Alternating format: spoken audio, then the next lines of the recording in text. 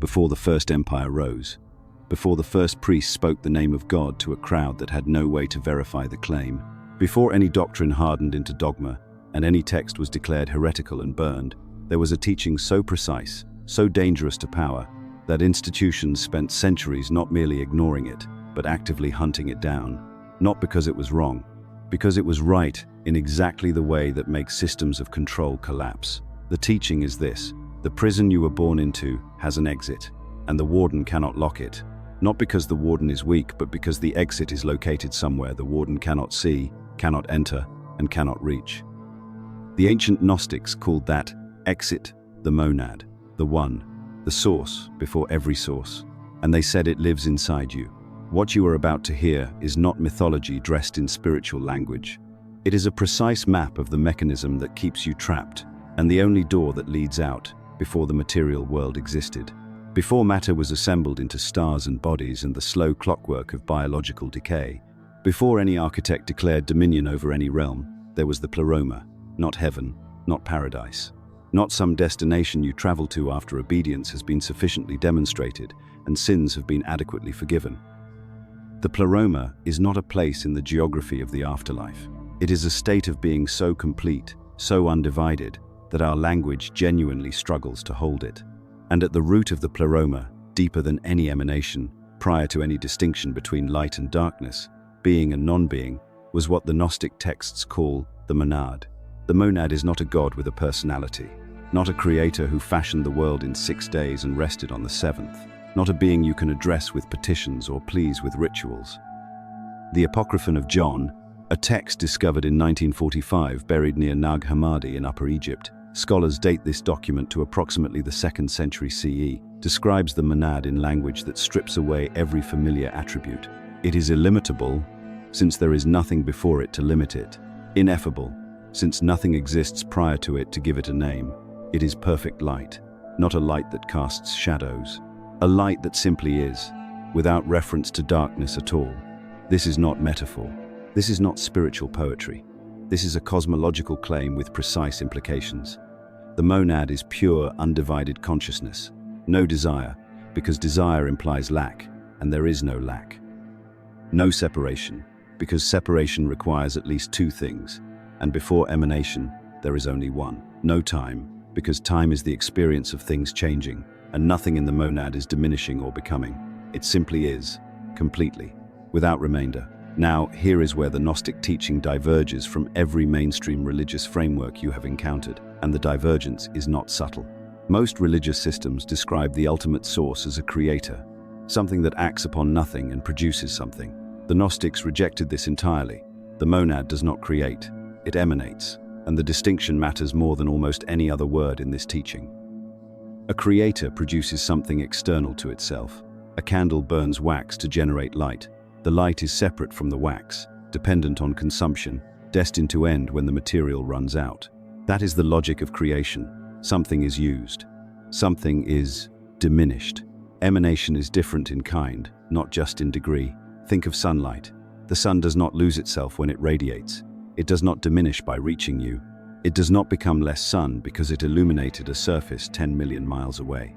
The light that reaches you is genuinely the sun's own nature extended, not a copy, not a substitute, not a lesser version, but a real expression of what the source is. The pleroma works by emanation. The monad generates the fullness of divine being, the way a source generates a field, not by giving anything away, but simply by being what it is, completely, in every direction, without effort and without loss. This is crucial to understand before anything else can make sense. Because if the monad creates through emanation rather than manufacture, then what emanates from it is not a foreign product. It is not something the monad made and then let go of. It remains, in its deepest nature, the monad itself expressed, extended, but not separated. This is where your origin enters the story. The Gnostic texts are unambiguous on this point.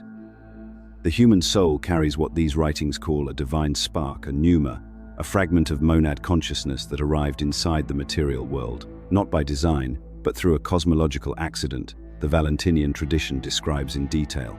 You are not a creature manufactured by an external god and granted a soul as a secondary gift. You are an expression of the monad itself. temporarily operating at a level of density, and forgetting so extreme that the origin has become nearly invisible. Nearly, not completely, because the monad cannot be destroyed. It cannot be diluted out of existence. It cannot be imprisoned, only buried. And that word, buried, is doing enormous work in the Gnostic system. Because if you understand what does the burying, everything about why your life feels the way it feels becomes suddenly, uncomfortably, precisely clear. You know that feeling? The one that arrives in quiet moments, usually late at night, or in the middle of something you are supposed to want, the feeling that something is missing, that the world is somehow thinner than it should be, that you are living at a slight remove from something you cannot name. The Gnostics would tell you that feeling is not neurosis, it is not ingratitude, it is not a symptom to be medicated. It is the monad recognizing itself through you, faintly, across an enormous distance of forgetting, but unmistakably. And understanding what created that distance, that is where we have to go next. In the Apocryphon of John, and this text is worth naming specifically because it is the closest thing the Gnostic tradition has to a foundational cosmological document, there is an account of how the material universe came into being, and it is nothing like what you were taught. The pleroma, the fullness of divine being emanating from the monad, exists as a living architecture of eons, paired principles of divine consciousness beings that are not gods in the polytheistic sense, but more like dimensions of the monad's own nature, extended into relational form. The Apocryphon names them carefully. Barbello, the first emanation, the first thought of the invisible one. Then Christ, the self-generated divine. Then a cascade of aeons, each one a facet of infinite divine being, none of them diminished by existing, because in the pleroma, existence does not come at a cost. And then there is Sophia. Sophia is wisdom. She is an aeon of the pleroma, seated at the outer boundary of the fullness. And the Gnostic texts describe her as making a move that changes everything, not out of malice, not out of rebellion, but out of something that reads, in the language of the Apocryphon, almost like love. She wanted to know the monad directly, without mediation, without the consent of her consort, without going through the proper order of divine emanation. She wanted to behold the source in its absolute fullness on her own terms, and something went wrong, not because the impulse was evil. The text is careful about this. Sophia's desire was genuine, but the move was made outside the proper order of the pleroma, without her paired principle, without the consent of the invisible spirit, and the result was a kind of cosmological tremor. Something formed from her intention that was not supposed to exist, a being without the fullness, without the completeness of the pleroma, without a true divine origin. Something that looked, in a distorted way, like a divine being but was built entirely from deficiency. This is the Demiurge. The Apocryphon of John calls him Yaldabaoth. The Hypostasis of the Archons, another Nag Hammadi document, calls him Samael. The Gospel of Truth, which the great Valentinian teacher wrote around 150 CE, circles him without naming him directly, but describes his world as one of anxiety, of error, of thick fog that confuses beings about their origin.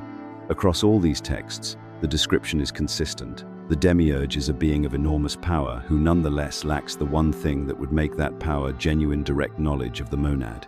He was, in the language of these texts, born blind. He believed this absolutely. And that belief that he was the highest, the only, the supreme is the engine of everything that follows. Because a being of tremendous constructive power, cut off from the source of all true being, does what such a being inevitably does. It builds. It constructs a realm in the image of what it knows, which is limited, which is divided, which is governed by opposition rather than unity, by scarcity rather than fullness, by time rather than eternity. This realm is the material world. The cosmos in the negative Greek sense, not the beautiful order the Stoics described, but the locked structure, the elaborate simulation of reality built by a craftsman who had never seen the original.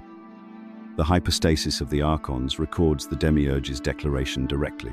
He looks across the realm he has constructed and announces, "I am God, and there is no other." The text presents this not as a statement of fact, but as a statement of delusion, a being that doesn't know what it doesn't know, declaring sovereignty over a domain that exists entirely in the shadow of something he cannot perceive. Now here is where the cosmology becomes personal in a way you cannot deflect with abstraction. If the Demiurge fashioned this realm from deficiency rather than fullness, then everything built within it carries the signature of that deficiency. The structure of this world, not just its suffering, but its basic architecture reflects the consciousness of its maker: division, opposition, hierarchy, the endless cycling of gain and loss, birth and death, desire and its frustration. These are not unfortunate side effects of an otherwise good system. They are the system. They are what you get when the builder has never seen the pleroma and cannot imagine what wholeness looks like. But Sophia's move had one more consequence, one the Demiurge was never supposed to discover. When something of hers fell into the material realm in the rupture of creation, a fragment of actual pleroma light came with it, the divine spark. Trapped inside the material structure, hidden inside the architecture of the very world the Demiurge built, inside you, he cannot reach it, he cannot see it clearly, he cannot extinguish it, but he can bury it. And the mechanism he uses for that burial is more sophisticated than any chain. It is more durable than any wall, and most people spend their entire lives not only failing to escape it, but actively maintaining it on his behalf. That mechanism has a name, and understanding it is the first real act of liberation. When most people encounter the word Archon for the first time, they do one of two things. They either dismiss it as a cult mythology, winged beings in invisible dimensions, monsters managing the astral plane, creatures out of a fantasy novel, or they embrace it in exactly that register, which is just as much a mistake, because it keeps the concept decorative rather than functional. The Gnostic texts are not writing monster stories. They are writing a psychology of captivity. The hypostasis of the Archons, dated by most scholars to the 3rd century CE, describes the Archons as the Demiurge's created administrators beings fashioned to maintain the structure of the lower realm and, crucially, to prevent the divine spark buried inside material beings from remembering its origin. The Gospel of the Egyptians, another Nag Hammadi text, describes them presiding over layers of the material cosmos, each layer a denser frequency of forgetting. But here is what the texts are actually describing when you read them as a map, rather than as mythology. The Archons are not primarily external entities. They are the internal laws of the Demiurge's realm operating through consciousness itself. They are the patterns that keep you inside the system not by force, but by automation. Not by locking a door, but by making you unable to stop reaching for the handle long enough to notice there is a window. Let's be precise about what that means in lived experience. The first archonic mechanism the Gnostic framework identifies is time consciousness. The complete colonization of your awareness by past and future, not the practical use of memory or planning, but the chronic condition of living inside narration rather than presence, replaying what happened, rehearsing what might happen, building elaborate internal arguments with people who are not in the room, reviewing your history as evidence for your current limitations, projecting your fears forward as previews of inevitable outcomes. In this state, you are never here. You are always there in the past that no longer exists, or the future that does not yet exist. And here is the critical point. The monad is only accessible in the present, not as a theological proposition, but as a literal experiential fact. The awareness that can recognize the divine spark is awareness in this moment, undivided, not split between what was and what might be. The archonic mechanism of time consciousness keeps your attention perpetually away from the only moment in which recognition is possible. The second mechanism is identification, the progressive deepening of the equation, I am my story. The Demiurge's realm produces identity the way a body produces cells, constantly, automatically, replacing and reinforcing your name, your history, your wounds, your achievements.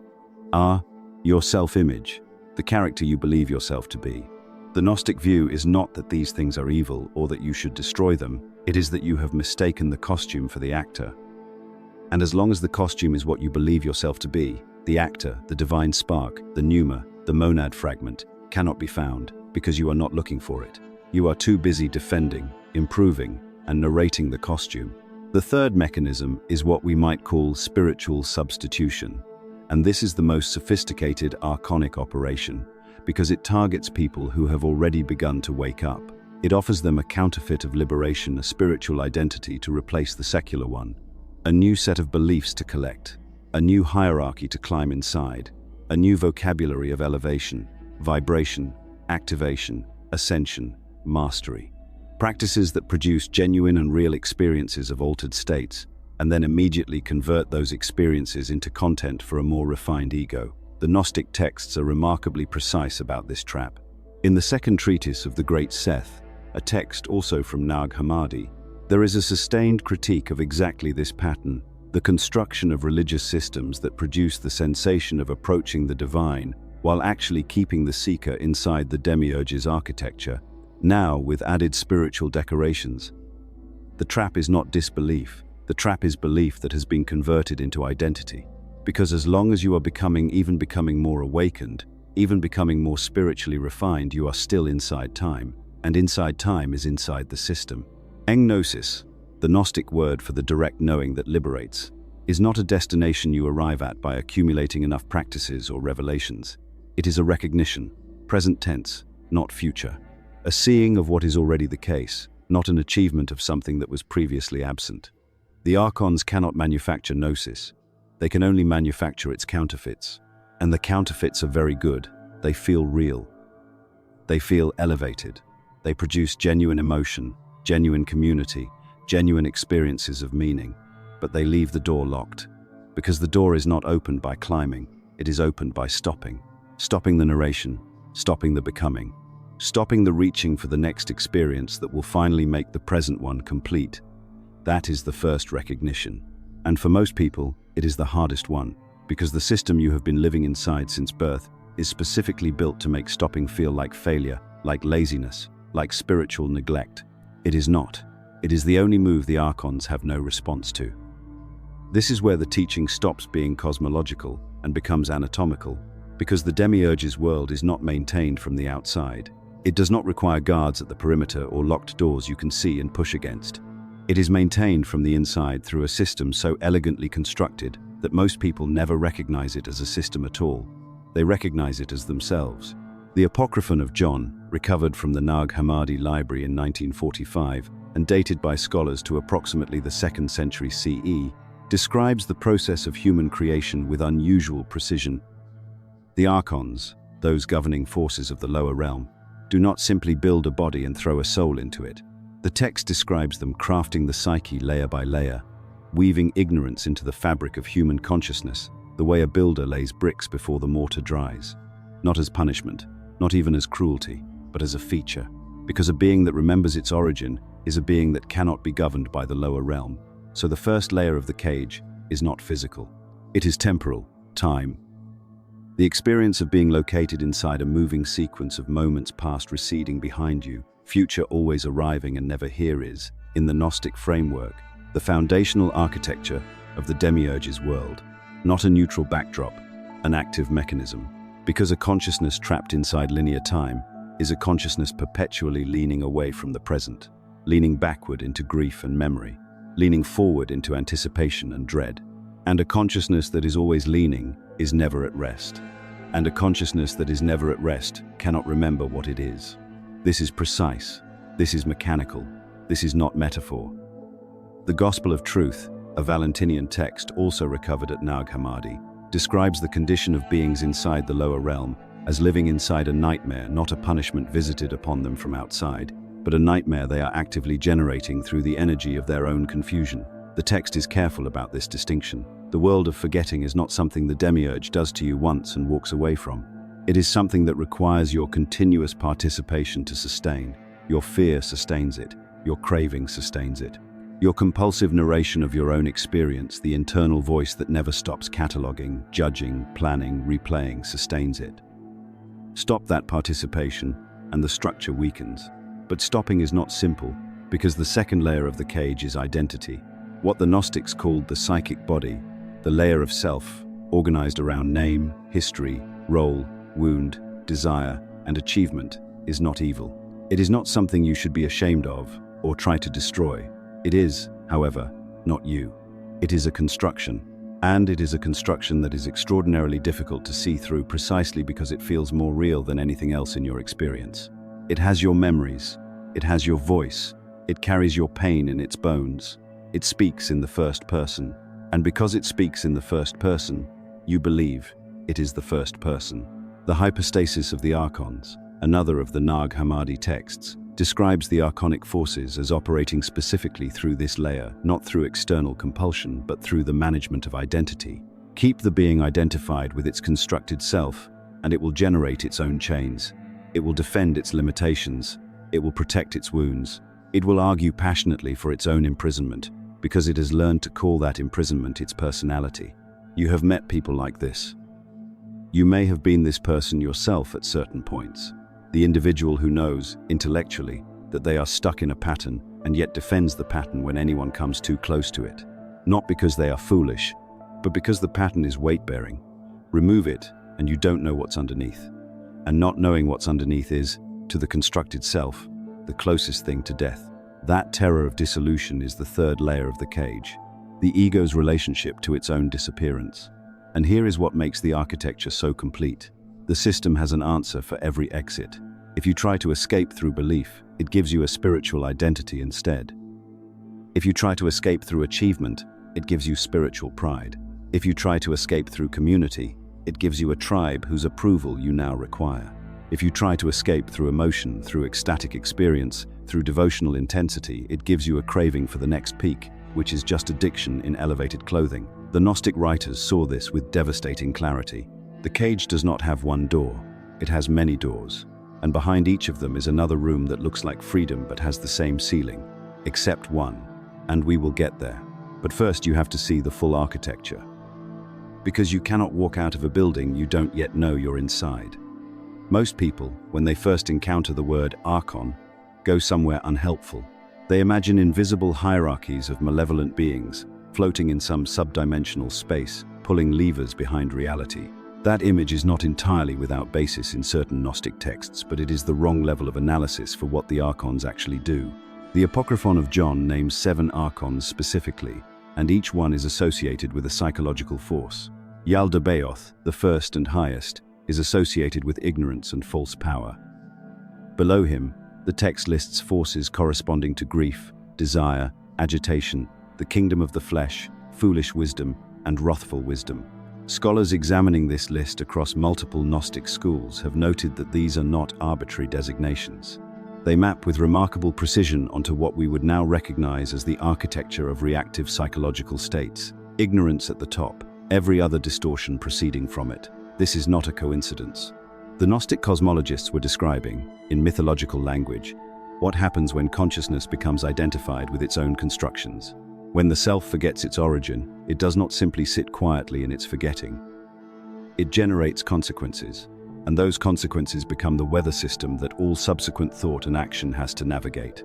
Grief, for instance, is not merely an emotion. In the Gnostic cosmological structure, grief is a governing force, a pull that anchors consciousness to what is no longer present, keeping it from resting in what actually is. Desire functions similarly, not the simple wanting of a thing, but the deeper structure of a consciousness that has decided it is incomplete and must find completion in something outside itself.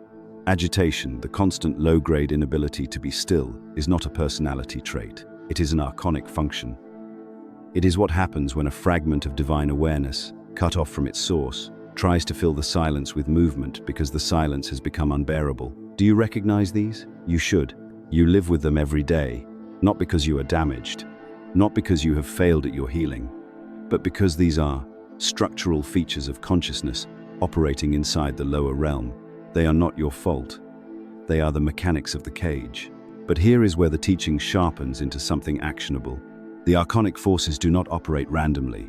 They operate predictably. And because they operate predictably, they can be recognized.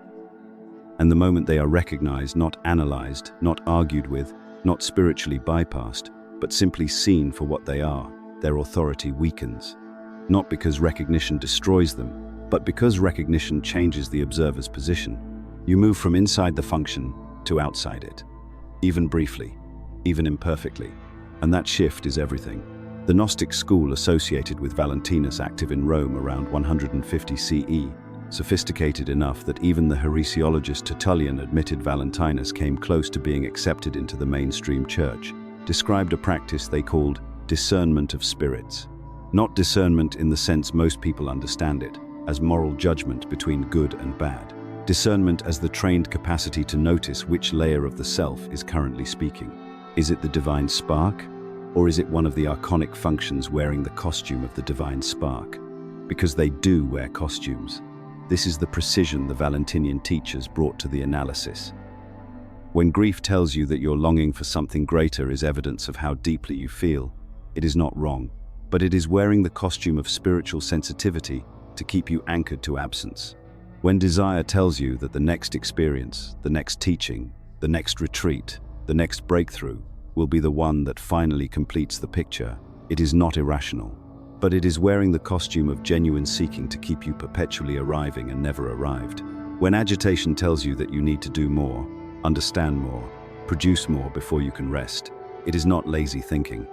It is wearing the costume of discipline to keep the stillness at bay. Because stillness is where the monad is recognized, and the archonic system does not survive stillness. This is why the Gnostics were not ascetics in the simple sense. They were not trying to eliminate desire or grief or sensation. They were trying to see through the governing assumptions that these states carry. The assumption that you are incomplete, the assumption that the present moment is insufficient, the assumption that who you are is the story you are currently living inside. See through those assumptions, and the archon loses its grip, not dramatically, not with a thunderclap. The grip simply loosens, the way a hand loosens when the thing it is holding is no longer believed to be essential. And in that loosening, something else becomes audible, faint at first, then unmistakable. Here is the uncomfortable part. The part most channels covering Gnostic material will not say directly because it implicates the very act of watching videos about Gnostic material. The Demiurge does not only trap the unconscious, he has a specific mechanism for the seeker. For the person who has already seen through the gross level of the illusion, who has left mainstream religion, or mainstream materialism, or the conventional life script, and is now genuinely reaching for something more real. For that person, the cage is not built from distraction and noise, it is built from something that looks almost exactly like liberation. The Nag Hammadi text, known as the Tripartite Tractate, written in the Valentinian tradition and dated to the 3rd century CE, describes 3 categories of human beings: the material, the psychic, and the pneumatic. The material person is fully identified with the constructed world and has no access to the divine spark. The psychic person has begun to sense that something more exists, and this is where it becomes interesting, but approaches that something through external frameworks, through doctrine, through practice, through the acquisition of spiritual knowledge as a form of spiritual achievement. And the trap for the psychic is precisely their sensitivity. Because they can feel the difference between higher and lower states, they become dedicated to manufacturing higher states, to staying in elevated experience, to performing awakening for themselves and for their community. The Tripartite Tractate is not compassionless about this. It recognizes that the psychic level of orientation is a genuine step toward the pneumatic, but it is not the arrival. And mistaking it for the arrival is one of the most effective mechanisms the lower realm has. Because a person who is busy performing awakening is not awake. A person who is managing their spiritual identity, curating which experiences they share, which teachings they endorse, which practices mark them as advanced, is running the same program as the person obsessively managing their social status. Different content and identical structure. The ego has simply found new material to organize itself around. I want to be precise about this, because it is easy to hear this teaching and turn it into another form of self-criticism, which is just another form of ego management. The point is not that spiritual seeking is wrong. The point is that seeking which is oriented toward becoming, toward arriving at a state you do not yet have, is still operating inside the Demiurge's timeline, still inside the structure that says, the present moment is insufficient, and your value is located somewhere in the future. The genuine Gnostic path is not a path of becoming, it is a path of recognition. The distinction sounds small. It is not small. It is the difference between a person walking toward a mirror and a person realizing they are already standing in front of it. The Gospel of Philip, another Nag Hammadi text, makes this point in language that is almost startling in its directness. The person who has not received gnosis has not received anything. But the person who believes they have received it and has only received a representation of it, an idea about gnosis, a feeling that resembles gnosis, a community organized around the concept of gnosis, is in a more dangerous position than the person who never sought at all, because the representation feels like the thing. And feeling like the thing is enough to stop the genuine search. This is what the earlier section referred to as the false ascent. And the false ascent is subtle because it produces real results, real feelings of elevation, real moments of clarity, real experiences of connection and meaning. The Gnostic teachers did not deny this. They said, Those experiences are real. They are also not the monad. They are the Demiurge's most sophisticated, offering the counterfeit light that keeps the seeker inside the system by giving them enough light to stop looking for the source. So how do you tell the difference? The Valentinian tradition offered one consistent marker. The genuine pneumatic orientation, the one pointing toward actual gnosis rather than its representation, is characterized not by elevation, but by a kind of quiet. Not the quiet of passivity or disengagement. The quiet of a consciousness that is no longer hungry. That is no longer proving anything. That can sit with the full weight of its own ignorance, without needing to cover it with doctrine or practice, or the social recognition of having figured something out. That quiet is not the end, it is the beginning. It is the first honest position from which the monad can be recognized, not as a concept you have understood, but as the ground you are already standing on. And that recognition does not feel like an achievement, it feels like relief. Before the material world existed, before the archons organized the lower realm into its governing structures, before the Demiurge made his declaration, "I am God and there is no other," there was the monad, not a place, not a being with personality or preference or plan, not the God of any religion that requires obedience to access. The monad, as the Apocryphon of John describes it, is the principle of undivided awareness before any division occurred. Perfect fullness, no lack, no hunger, no becoming. No time pulling it forward or grief pulling it backward. No separation between the knower and the known. And here is the fact that changes everything. The monad did not stop existing when the lower realm was constructed. And the construction of the Demiurge's world, however you understand that cosmologically, whether as a literal event in deep time or as a description of how limited consciousness organizes itself when cut off from its source, did not diminish the monad, could not diminish it. Because the monad is not a substance that can be divided or used up. The Gnostic cosmologists were precise about this. When they describe the divine spark that inhabits each human being, they are describing something that did not originate in the lower realm and therefore cannot be contained by it. The Demiurge can build the world. He can organize its governing forces. He can engineer the architecture of forgetting and weave it into the fabric of human psychology, but he cannot enter the monad. He cannot see it, he cannot replicate it, and he cannot touch what is made of it. That is the hidden exit, not a technique, not a practice, not a level of spiritual attainment you work your way toward through correct behavior or accumulation of understanding. The exit is what you already are beneath the constructed self. The monad is not a destination, it is the ground. The Gospel of Truth, written in the Valentinian school and dated by scholars to approximately the mid-2nd century CE, uses the image of waking from a nightmare. The nightmare is vivid. The nightmare has internal logic, internal rules, internal geography. While you are inside it, it is completely real. And then something shifts, not in the dream, but in the dreamer, and the dream becomes transparent, not absent, transparent. You can still see it. You can still move through it. But it no longer has the authority it had when you were inside it, without knowing you were inside it. The text describes this not as an escape from the world, but as a change in relationship to it. You are still here. The archons are still here. The structures of the lower realm are still operating. But you are operating from a different position within them, or more precisely, from a position that the lower realm cannot fully account for, cannot fully contain, cannot fully address. Because the part of you that has recognized the monad is the part of you that came from it. And what came from the monad carries the monad's nature, undivided, unfragmented, prior to time, and therefore untouched by it. This is why the Gnostic teachers insisted, against every institutional pressure of the 1st through 4th centuries CE, that salvation was not granted from outside. Not through baptism, not through correct doctrine, not through the mediating authority of a priesthood. Liberation, gnosis, the word means direct knowing, not belief, is the recognition of what was never lost. You cannot be given your own origin. You can only remember it. And the remembering, what the Greek texts call anamnesis, unforgetting, is not a single dramatic event. It is a direction, a reorientation of attention, a slow or sometimes sudden withdrawal of consciousness from its identification with the constructed self, back toward the awareness that was present before the construction began. The exit the Demiurge cannot lock is this: he cannot make you forget forever. He can engineer conditions of forgetting. He can maintain the momentum of unconscious participation in the machinery. He can offer sophisticated counterfeits, but the spark does not go out.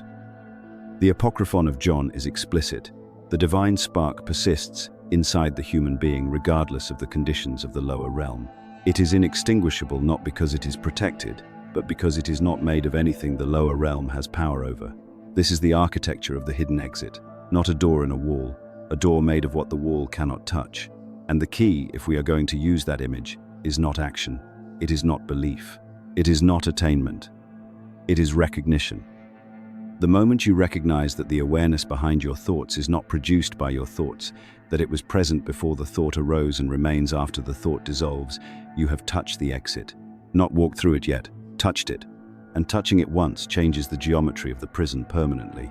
Now we go deeper, because touching the exit is not the same as understanding why it stays hidden. And that requires looking directly at something the Gnostic texts describe with unsettling precision, the architecture of the interior prison, not the walls, the forces that maintain them. The ancient texts call them archons. Most people who encounter that word for the first time reach for a familiar image: cosmic monsters, invisible rulers hovering in the atmosphere. And there is a version of that in the texts, the Apocryphon of John, dated by scholars to approximately the 2nd century CE, describes the archons as a hierarchy of lower powers, fashioned by the Demiurge to govern the material realm. But that cosmological layer is not where the Gnostic teaching cuts the deepest. It cuts deepest when you understand what the archons do inside you. They are not external creatures, waiting outside the door. They are functional patterns, states of consciousness that reproduce the Demiurge's structure from within. They are the mechanisms by which a human being who has touched genuine awareness gets pulled back under before that awareness can stabilize. Think about what happens the moment you enter real silence. The kind of silence where thought begins to slow and something beneath the noise becomes faintly visible. What happens next, almost without exception, is this: the mind generates urgency, a problem that needs solving, a conversation that needs replaying, an anxiety about something you cannot control, a sudden and overwhelming need to check something, do something, plan something. That is not coincidence. That is the system responding to a threat. The hypostasis of the archons, one of the texts recovered from the sealed jars near Nag Hammadi in 1945, describes the archonic forces as powers that actively resist the recognition of light within the human being. Their function is not punishment. Their function is distraction, specifically distraction from the inward direction, because the inward direction is the only direction the archons cannot follow. The texts name several of these functional forces: fear, desire, envy, the obsessive measurement of self against other, the need to be seen and validated, the terror of disappearance. And the most insidious one, the one most seekers miss the habit of spiritual ambition. The drive to accumulate inner experiences as proof of progress, turning awakening itself into a project the ego manages. Each of these is a hook. Each one, when the awareness bites down on it, returns consciousness to fragmentation, returns it to time, returns it to the story of the self as something incomplete, something that must still arrive somewhere. This is the mechanism the Gnostics identified with a precision that took me years to fully recognize. Not a suppression of consciousness from outside, an automatic pull from inside, a gravitational field that operates through the very thoughts and emotions you identify as most intimately yours. Because here is what makes the archonic system so effective. It does not feel like captivity. It feels like you. The fear feels like your fear. The ambition feels like your ambition. The craving for recognition feels like your legitimate need to be seen. And because it feels like you, examining it feels like self-attack. So most people never examine it. They manage it, negotiate with it, medicate it, spiritualize it. They build an entire life around accommodating these states rather than recognizing what they are. The Valentinian tradition, one of the major schools of Gnostic thought, flourishing in the 2nd century CE, with teachers like Valentinus himself writing around 140 CE, described this as the condition of Heil, the purely material mode of existence, not a moral failure.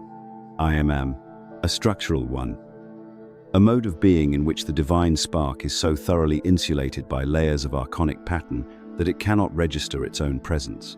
Between the Hylics and the Pneumatics, those in whom the spark is awake, the Valentinians placed a third category, the psychics, the ones who sense something, who feel the pull toward deeper awareness, who have glimpsed the exit without yet understanding what they are looking at. If you have made it this far in this script, You are not Heil. You are not purely captured. Something in you is already oriented toward the inward direction. The question is whether you understand clearly enough what is pulling against that orientation, specifically enough to stop cooperating with it unconsciously. Because the Archons do not need your active cooperation. They only need your unconscious one. They only need you to keep treating fear as a signal about reality, rather than as a structural feature of the lower realm. They only need you to keep measuring yourself against an imagined standard. They only need you to keep believing that the next external achievement will be the one that finally resolves the incompleteness. Recognize that mechanism clearly enough, and it begins to lose its automatic grip. Not immediately, not completely. But the geometry shifts, and geometry, as any architect will tell you, determines what is structurally possible. Here is where the teaching becomes genuinely uncomfortable. Because everything described so far, the Archons, the fragmentation, the interior hooks, can be absorbed by the spiritual seeker as information, categorized, studied, discussed, turned into content, and the moment it has been neutralized. Not by the Demiurge attacking from outside, by the seeker doing what seekers do, converting liberation into curriculum. The Gnostic texts anticipated this, almost as if they knew. The Gospel of Philip, a Valentinian text also recovered at Nag Hammadi, contains a passage that strikes me as one of the most psychologically sophisticated warnings in all of ancient literature. It describes a counterfeit light, something that resembles illumination, produces the feeling of spiritual elevation, generates all the internal markers of progress, but is itself a product of the lower realm, a substitute holiness, an imitation of the pleroma that keeps the seeker circling inside the system while believing they are ascending beyond it. Valentinus himself, writing in Rome around 140 CE, warned his students about what he called the formation of the image, the soul mistaking its own projections for encounter with the divine. The soul sees a light and immediately builds a theology around it. It names the light, frames it, positions itself in relation to it, and in the naming, something essential is lost. Because the genuine spark of the monad does not behave like an object the mind can hold. The moment the mind grasps it, what it holds is the mind's representation of it, not the thing itself. This is the counterfeit light. It is not malicious in origin, it is structural. The lower realm can only produce representations of higher realities, and the seeker trained to chase elevation will reach for representations as readily as for the real. Let me make this concrete, because it needs to land. The counterfeit light appears as spiritual identity, the feeling of being among those who understand, of being more awake than the people around you, of having accessed something rare and significant. It appears as the accumulation of esoteric knowledge, the satisfaction of knowing more frameworks, more texts, more cosmological maps than you did before. It appears as the craving for peak experiences, meditative states, synchronicities, visions, the recurring hunger for the next breakthrough. None of these are inherently worthless. Knowledge has its place. Peak states have their place. The problem is not the experiences. The problem is when those experiences become the goal, because as long as an experience is the goal, you are still inside the structure of becoming, still inside time, still inside the Demiurge's grammar of incompletion. And here is the paradox that the Gnostic teachers placed at the center of their transmission. Genuine gnosis, genuine recognition of the divine spark, does not feel like attainment. It does not produce the sensation of arrival at something finally deserved. It produces something closer to the opposite, a recognition of what was already present, a familiarity so immediate and so obvious that the first response is often, "How did I not see this?" Not, "I have finally reached it." The difference is subtle, but it is everything. Attainment feeds the spiritual ego. Recognition dissolves it. This is why the false ascent is so dangerous for serious seekers. Precisely because it feels better than ordinary consciousness. It feels higher. It generates experiences that are genuinely different from mundane life. The seeker accumulates evidence that something is happening, but the accumulation itself is the trap. Because the monad has nothing to accumulate toward, it is already complete, it is already full. The pleroma, the word the Gnostic texts use for the divine fullness, is defined in the Apocryphon of John as a realm in which nothing is lacking, nothing is becoming, nothing is reaching toward something else. If your spiritual practice is structured around reaching toward something else, you are not practicing toward the pleroma. You are practicing toward a better version of the prison. So what does practice look like when it is genuinely oriented toward the monad and not toward the counterfeit light? It looks like subtraction rather than accumulation. It looks like releasing the need for your spiritual work to produce results you can measure and report. It looks like sitting in silence that does not become a performance of sitting in silence. It looks like catching the moment you began spiritualizing your ego, rather than dissolving it and returning, without drama, to the simple bare awareness underneath all of it. Not an elevated state, not a special frequency, just the awareness that was present before any of this began. The Gnostics called this recognition Sophianic, from Sophia, the wisdom principle, because it required a kind of wisdom that ran precisely against the grain of ambition, the wisdom to stop climbing, the wisdom to recognize that the exit was not above you. It was beneath all of it, beneath the accumulation, beneath the identity, beneath the spiritual resume, right here, unchanged, waiting with the patience of something that has never been anywhere else. There is a word the Gnostic teachers used for the central event of liberation. Not enlightenment, not salvation, not transcendence. Anamnesis, unforgetting. The etymology is worth sitting with. In Greek, the prefix a negates. Mnesis is memory. Anamnesis is the undoing of forgetting, not the acquisition of new knowledge, but the recovery of what was already known before the forgetting began. Plato used the word to describe the soul's recognition of eternal truths it had known before incarnation. The Gnostic teachers took the concept and sharpened it into something more precise. The recognition that the divine spark within the human being is not a belief to adopt or a state to achieve, but a reality to remember. The distinction is not semantic. It is structural, and it changes everything about how liberation is pursued. If liberation is the acquisition of something new, then the model is a journey. You are here, the destination is there, progress is movement in the correct direction. That model keeps you permanently inside the structure of time, inside the Demiurge's grammar, because journeys require future arrival, and the soul that is always journeying is always not yet home. If liberation is the undoing of forgetting, then the model is not a journey at all, it is an unwrapping, a progressive removal of layers that were placed over something that never moved. The spark did not go anywhere when the forgetting began. It remained exactly what it was. The archonic layer's identification with thought, emotional reactivity, the structural craving of the ego were placed over it, not inside it. The spark is not contaminated by the layers. It is merely obscured by them. This is why Valentinus, writing in Rome, framed gnosis not as the attainment of divine status, but as the recognition of divine status that was never lost. His students were not being elevated by initiation. They were being reminded. The initiation was a formal structure for anamnesis, a designed context in which the remembering could occur with enough force to displace the habitual forgetting. The tripartite tractate, another of the Nag Hammadi texts, dated by scholars to the 3rd or 4th century CE, describes the process in language that is almost clinical in its precision. The soul, it says, does not add the light to itself. The light was always in it. What changes is the soul's orientation toward its own interior.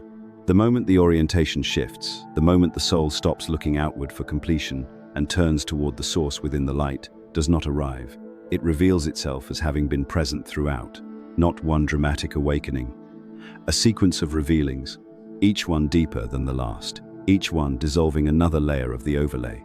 This is what the return to the monad actually looks like in practice, stripped of mystical poetry and described as mechanism. It is not a single event. It is a cumulative process of orientation shifts.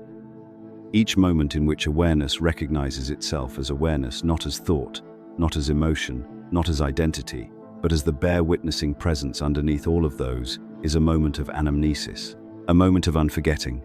Small, mostly unremarkable from the outside, completely transformative from within, because each moment of genuine recognition loosens one of the archonic hooks, not by fighting it, not by analyzing it into submission, by simply being present as something the hook cannot penetrate. The hook requires unconscious identification. It requires that awareness contract into the thought or emotion that the hook is attached to.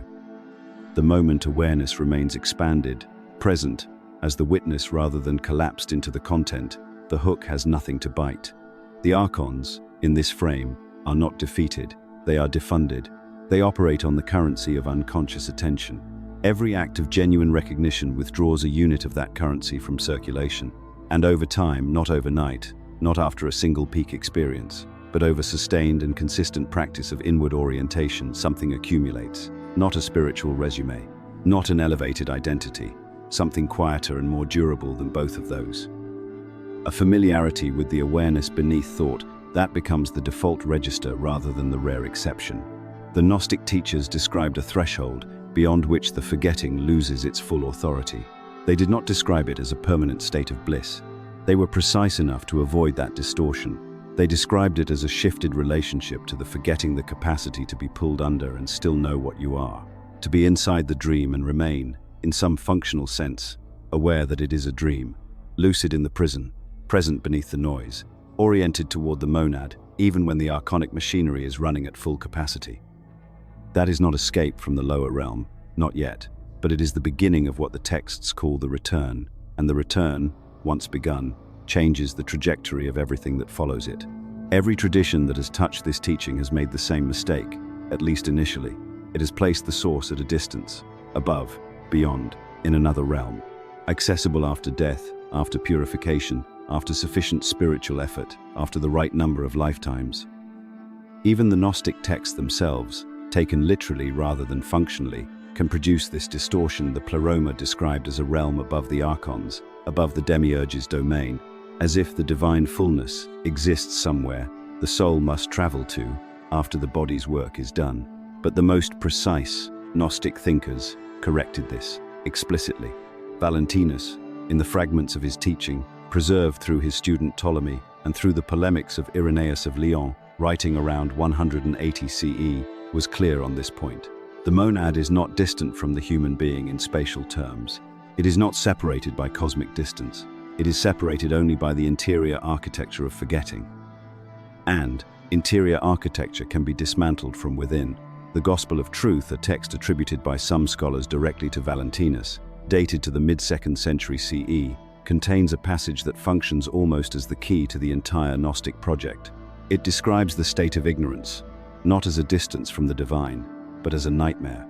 And it describes gnosis as the moment of waking, not the moment of traveling somewhere new, the moment of recognizing that the nightmare was never the truth of where you were. You were in the pleroma the entire time the nightmare was occurring. The nightmare did not displace you from the pleroma. It obscured your recognition of it. This is not a small distinction. It is the fulcrum on which the entire Gnostic cosmology turns. If the monad is distant, then liberation is a journey. A journey requires effort, time, guidance, and the correct path. It also requires gatekeepers, those who know the path and can authorize your progress. Institutional religion is built on this model. The distance between the human being and God is what creates the need for the institution.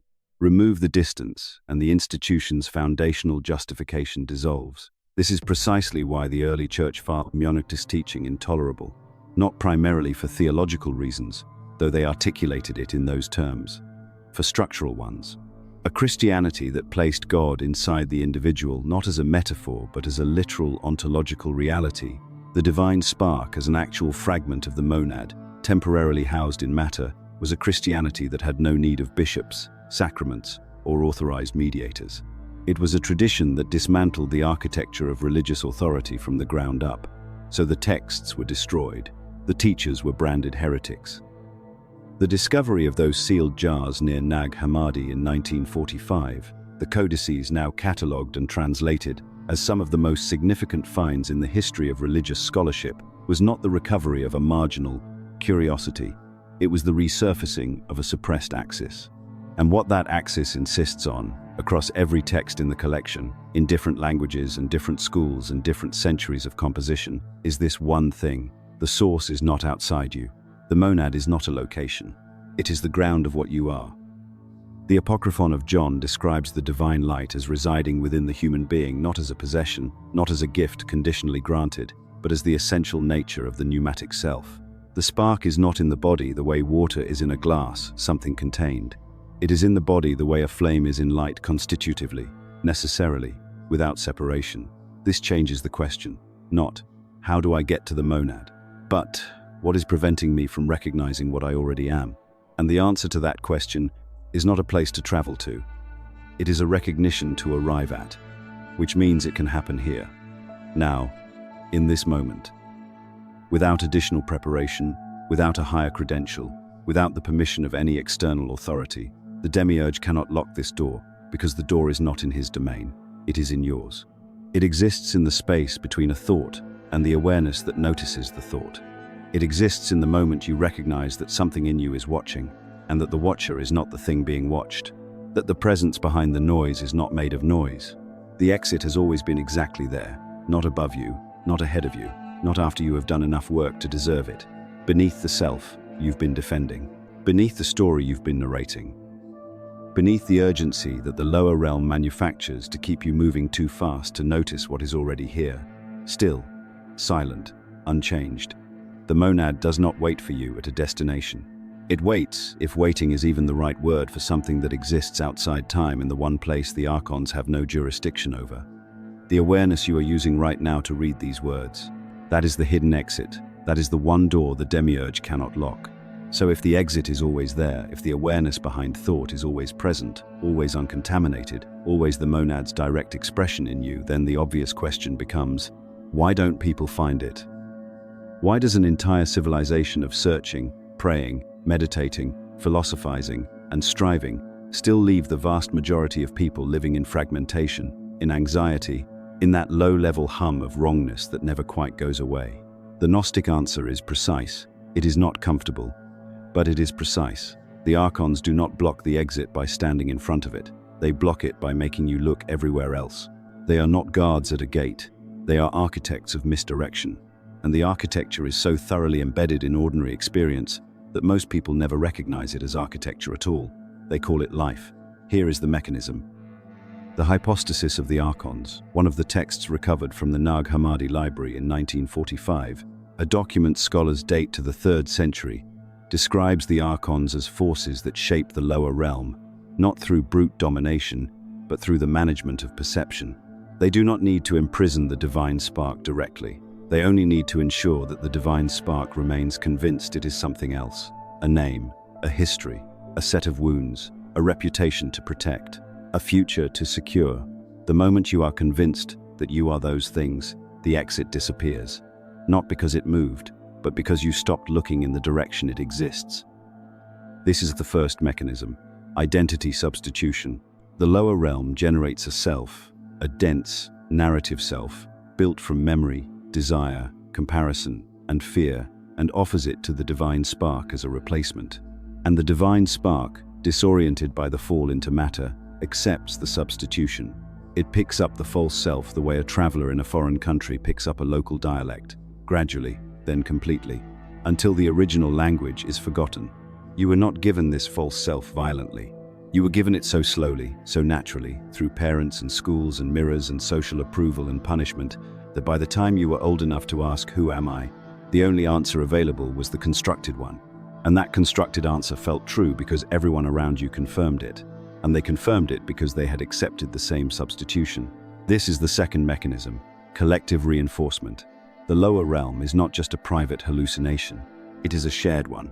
And the more people participate in the shared hallucination, the more solid it becomes. The Gnostic texts describe this as the archons ruling not through individual deception alone, but through a system, a cosmos-wide agreement about what is real. The Greek word they used for world, cosmos, does not simply mean the physical universe. It means the ordered arrangement, the structured, agreed-upon version of reality, and the archons are the principle that maintains that ordering. This is why awakening can feel socially dangerous. The moment you begin withdrawing your agreement from the collective definition of reality, the system does not simply ignore you, it applies pressure. People around you become uncomfortable. The language for your experience disappears. The institutions that organize, meaning religious, cultural, professional, do not have a category for what you are becoming, and so they offer you a choice: return to the agreed-upon framework or become illegible. The archonic mechanism here is not personal, it is structural. The system is not persecuting you specifically. It is simply doing what a system built on collective identification must do to preserve itself. The third mechanism is the most insidious, spiritual substitution, because eventually, some people break through the first layer of the trance. They see through ordinary materialism. They recognize that identity is constructed. They begin to sense the divine spark beneath the surface. And at that exact moment, at the threshold of genuine recognition, the archons offer a replacement path.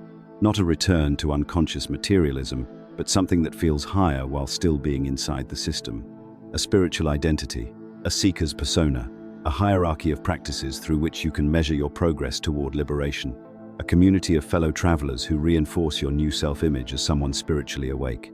The Apocryphon of John, that foundational Gnostic text discovered near Nag Hammadi, warns precisely about this. The archons cannot enter the pleroma, but they can construct a replica, a counterfeit fullness, something that satisfies the hunger for transcendence without ever actually delivering it. Something that keeps the seeker seeking, always becoming, never arriving, always one more practice away from the wholeness they are already made of. Because as long as you are becoming, you are in time, and time is the Demiurge's jurisdiction. The monad is not found at the end of a timeline. The monad is found in the collapse of the timeline altogether, in the eternal present that the archons work constantly to crowd out with past and future. Let's get specific, because the Gnostic teaching does not stop at describing the prison in general terms. It identifies the particular states of consciousness through which the archons maintain their grip. These are not vague spiritual obstacles. They are recognizable, daily, ordinary experiences that most people never examine because they are so constant they register as normal. They register as just how consciousness feels. They are not normal. They are mechanisms. The first is fear, not the acute biological fear that fires when you are in genuine physical danger. That response is real, embodied, necessary. The archonic fear is different. It is chronic. It is low grade. It is the persistent background radiation of a consciousness that believes it is always slightly at risk. The risk of losing what it has, the risk of not getting what it needs, the risk of death, illness, humiliation, abandonment, failure, irrelevance. This fear does not require a specific threat. It generates its own threat objects to justify its perpetual presence. And it does something far more significant than cause discomfort. It keeps consciousness oriented outward and forward, always scanning the perimeter, always projecting into a future where the threat might materialize, never resting in the present moment, never recognizing the awareness behind the scan as something that cannot be threatened at all. Fear is the archon of time. It keeps you living in a future that does not exist yet, defending against a loss that has not happened, and in doing so, it evacuates the present moment, the only place where the monad can be recognized. The second chain is craving. The Gospel of Truth, one of the Valentinian texts found at Nag Hammadi, describes the lower realm as a place of lack, a realm structured around the absence of pleromic fullness.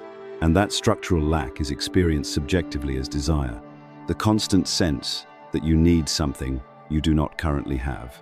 More recognition, more certainty, more pleasure, more security, more spiritual progress, more of whatever your particular configuration of false self has been trained to pursue. Craving is not weakness, it is physics. It is the natural response of a divine spark that has forgotten its origin and is trying to fill the void with objects from the very realm that created the void. It cannot work. The texts are clear on this. No object sourced from the lower realm can satisfy a hunger that originates in the pleroma. This is why the satisfaction never lasts. It is not a character flaw. It is a structural impossibility. The realm does not contain what you are actually looking for.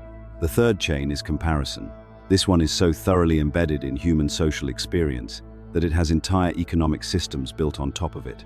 The constant measuring of self against other, who has more, who is further along, who is more awakened, more healed, more successful, more beautiful, more spiritually advanced.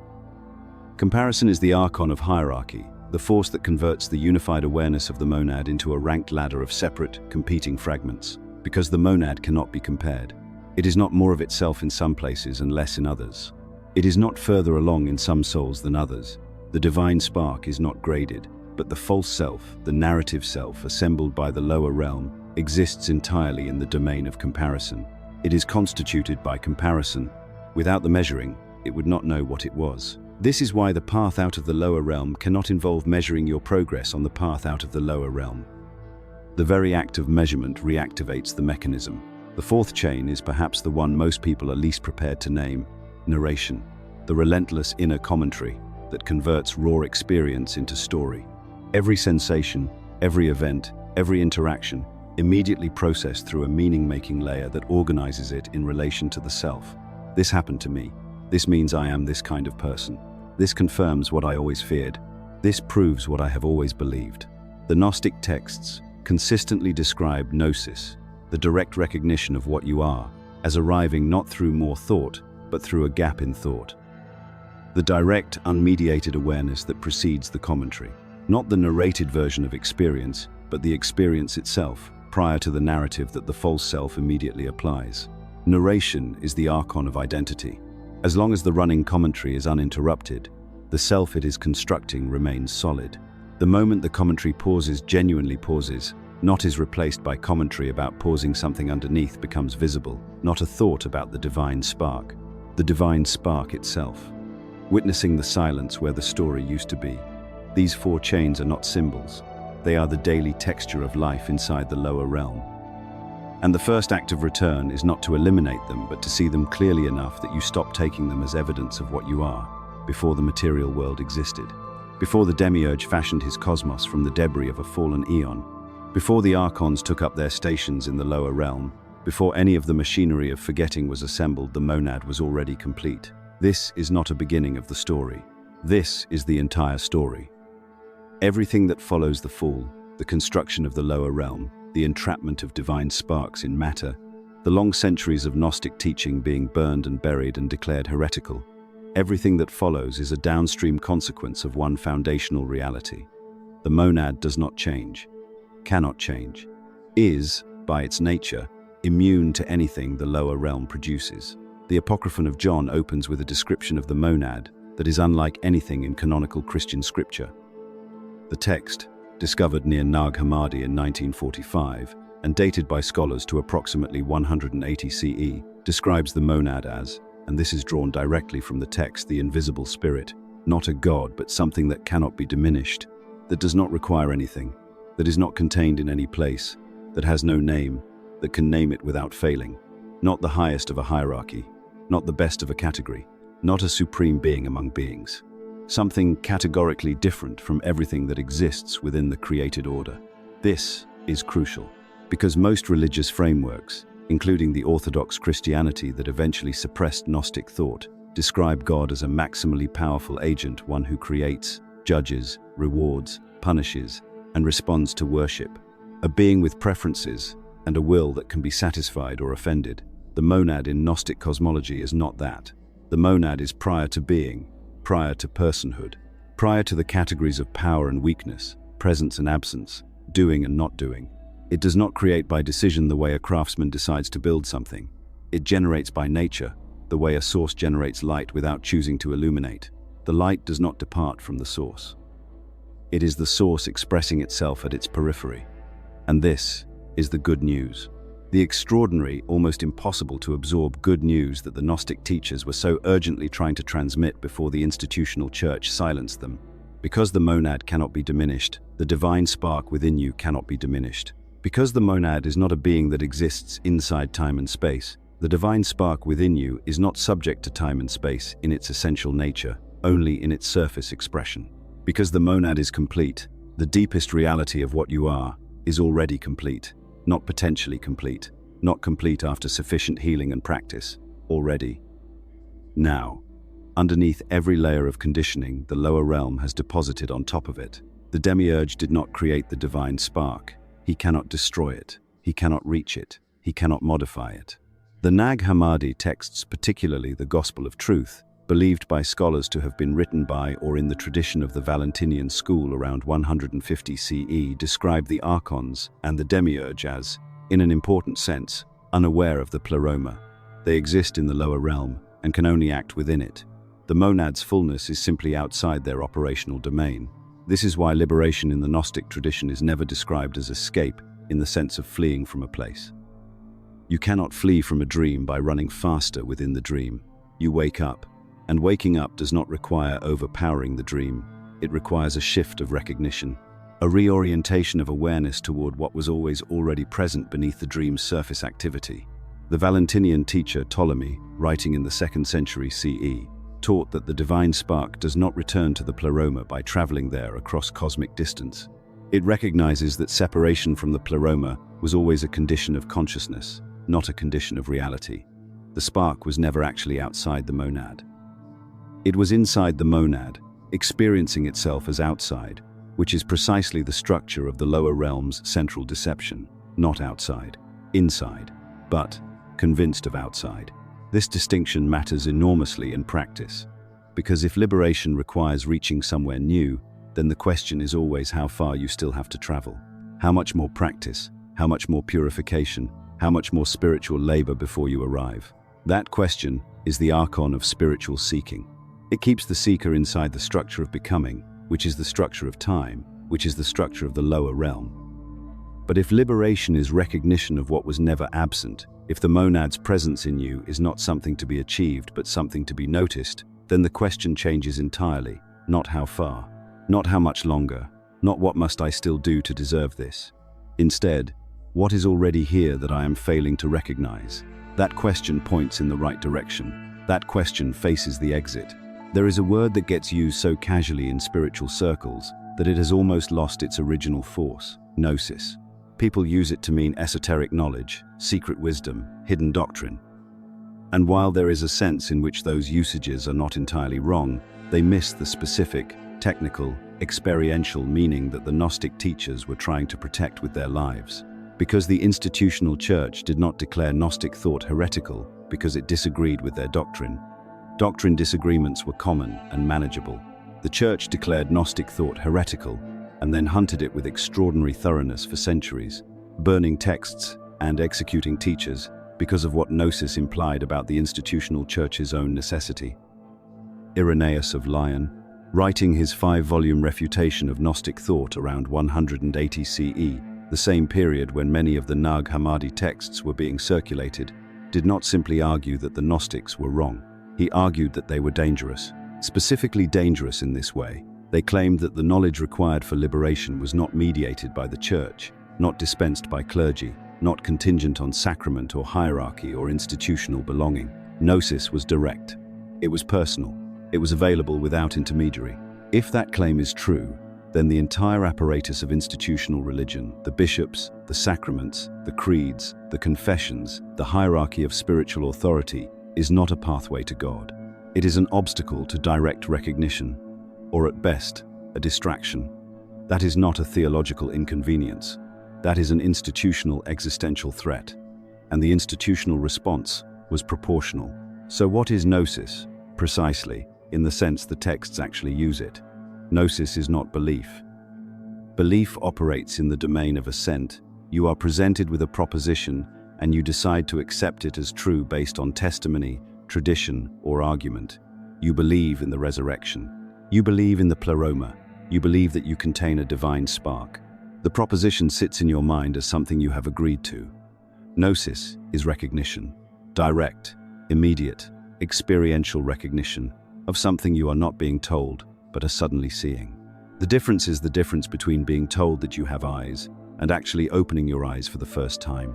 The information content might be similar, the experience is categorically different. The Gospel of Philip, one of the Nag Hammadi texts, makes this distinction explicit. It describes those who operate through faith and those who operate through gnosis as living in different relationships to truth, not different amounts of the same relationship, but different kinds. Faith holds a proposition about something external. Gnosis is the collapse of the distance between the knower and the known. And the Gospel of Truth, that profoundly beautiful Valentinian text from the mid-2nd century, describes the state prior to gnosis, not as sinfulness but as a dream, the great dream of ignorance. Anguia in the Greek, not moral failure, perceptual sleep. And gnosis is not the reward for moral improvement, it is waking up. This matters because it changes the entire structure of what practice means. If liberation comes through belief, then the path is one of accumulating correct propositions, submitting to the right authority, performing the right rituals, belonging to the right community. Progress is measured by alignment with the external standard, and the institution that defines the external standard becomes indispensable. If liberation comes through gnosis, through direct recognition, then none of that architecture is structurally necessary. Not because ritual is without value. Some Gnostic schools used elaborate ritual, but the ritual was never the point. The ritual was, at best, a practice environment for the recognition that the ritual itself could not deliver. The recognition had to come from inside. It had to be direct. It had to be yours. The early Gnostic teacher Basilides, who taught in Alexandria around 120 to 140 CE, described Gnosis as the awareness by which the divine spark recognizes its own origin. Not a belief about divine origin, not an intellectual model of cosmology. The spark recognizing itself as the spark, the fragment recognizing itself as not ultimately separate from the whole. This is not subtle. When it happens, even partially, even briefly, it is unmistakable. The recognition does not feel like learning something new. It feels like remembering something you knew before you were taught to forget it. The Greek term, used in several Gnostic texts for this process, is anamnesis, literally, unforgetting, the removal of forgetting. Not the acquisition of new information, but the dissolution of the amnesia that was blocking access to what was always known. Anamnesis, unforgetting. The slow return of what was always yours before the lower realm persuaded you to trade it for a name, a story, and a lifetime of anxious becoming. This is what the Gnostics were protecting.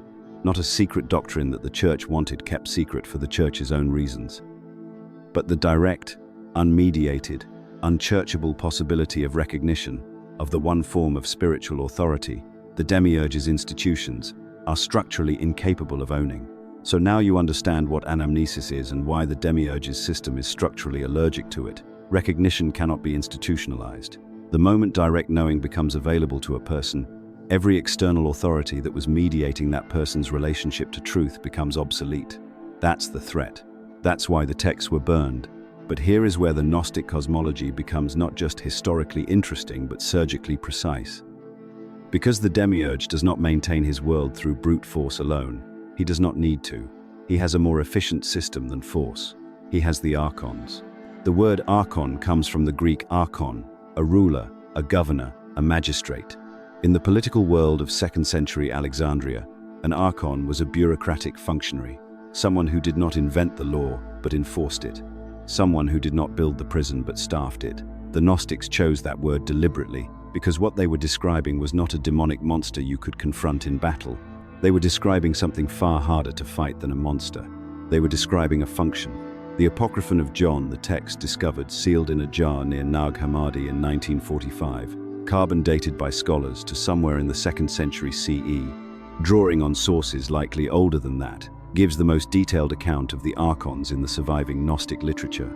It describes them as emanations of the Demiurge, lower intelligences, each governing a specific layer of the material realm, each with a particular domain of control, and each one, critically, operating not from outside the human psyche but through it.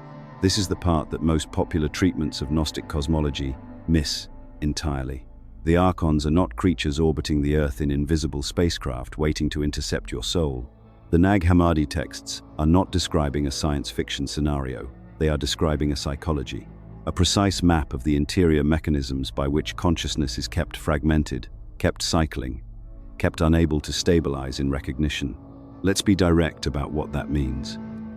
The hypostasis of the archons, another of the Nag Hammadi texts, describes the archons as forces that operate through the human being's emotional and cognitive architecture, not by possessing the person from outside, by activating patterns that are already present inside the conditioned human nervous system: fear, craving, the compulsive need for comparison, the obsession with self-image, the recursive loop of shame that generates more shame by noticing the shame, the anxiety about time, the sense that you are perpetually behind, perpetually about to lose something you haven't yet secured. These are not random psychological experiences. According to the Gnostic model, they are archonic mechanisms, functional governors of the lower realm, running their loops inside the human organism with extraordinary efficiency because they don't require any external force to operate. You supply the energy yourself. The archon of fear doesn't have to threaten you. It simply activates the fear identification loop that your conditioning has already established, and your own nervous system does the rest. This is the genius of the architecture, and it is worth sitting with. The Valentinian tradition, which produced some of the most philosophically sophisticated Gnostic texts of the 2nd century Valentinus himself, taught in Rome, according to the church historian Irenaeus, around 140 CE, described this as the principle of the counterfeit spirit.